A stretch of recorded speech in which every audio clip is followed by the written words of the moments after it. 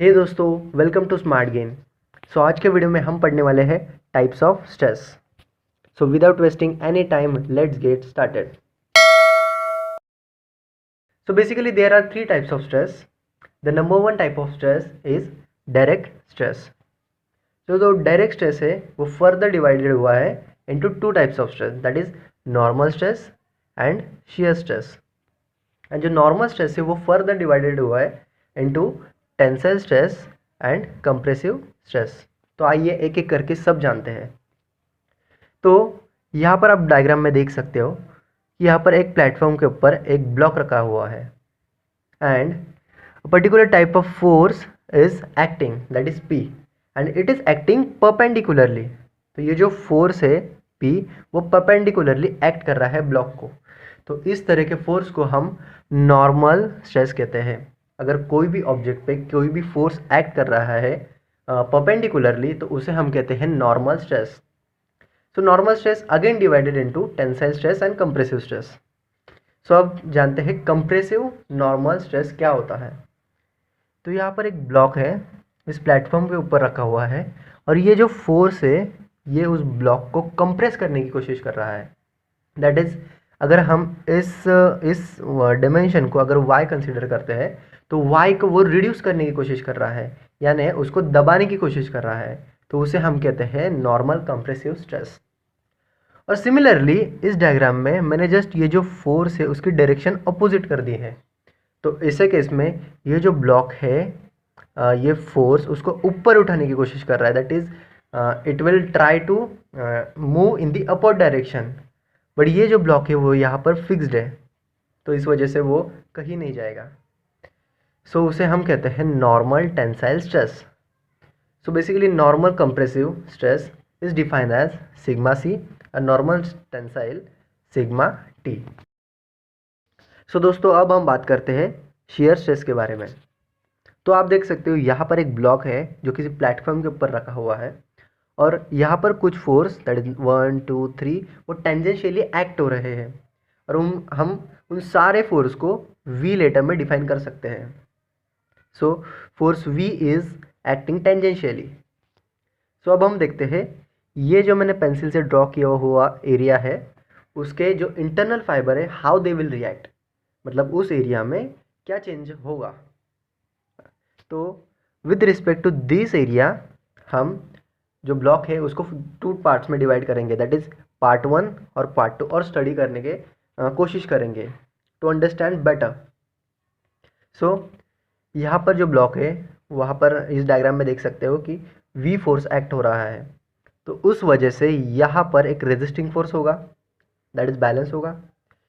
तो सिमिलरली यहाँ पर एक वी फोर्स एक्ट होगा, दैट इज आप कहोगे कि वी फोर्स कैसे एक्ट होगा।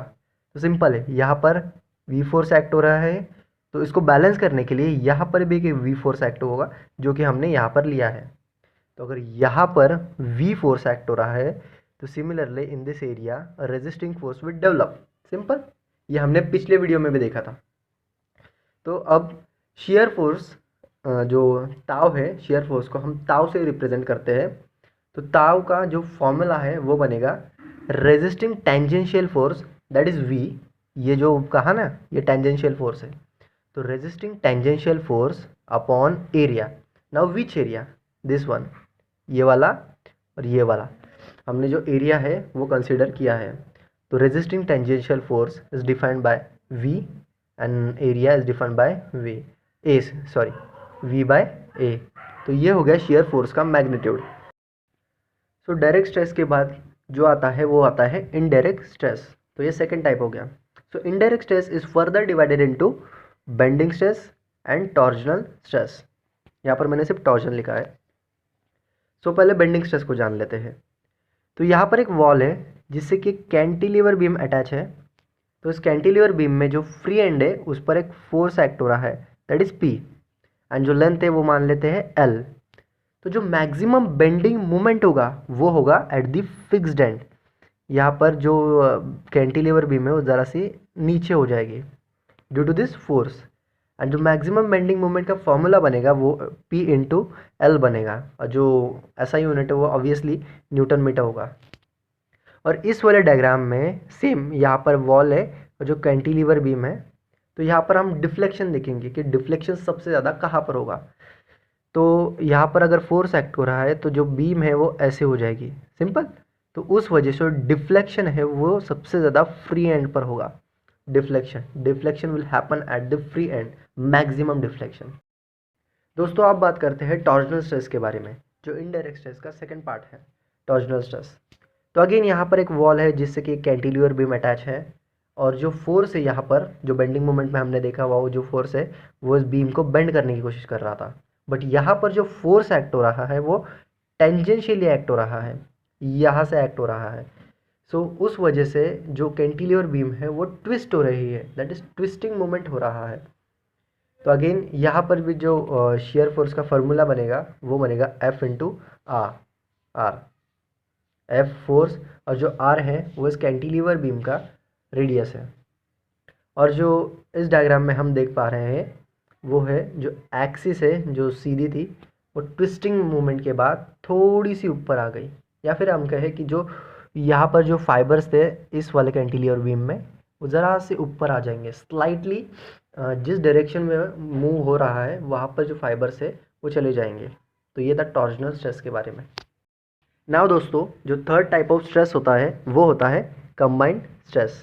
चलिए जानते ये क्या होता है। तो अगेन यहाँ पर एक वॉल है जिससे कि कैंटिलीवर बीम अटैच है। तो अब यहाँ पर देख सकते हो twisting movement plus bending movement वो साइमल्टेनियसली हो रहा है। दैट इज़ मैंने पेंसिल से ड्रॉ भी किया हुआ है, दैट इज़ ये जो फोर्स है वो ट्विस्ट करने की कोशिश कर रहा है बीम को विथ ये वाला फोर्स जो कि बेंड करने की कोशिश कर रहा है। और जो हम इसको डिफाइन करेंगे sigma BT, that is bending moment plus torsion. तो ये होता है third type of stress, that is combined stress.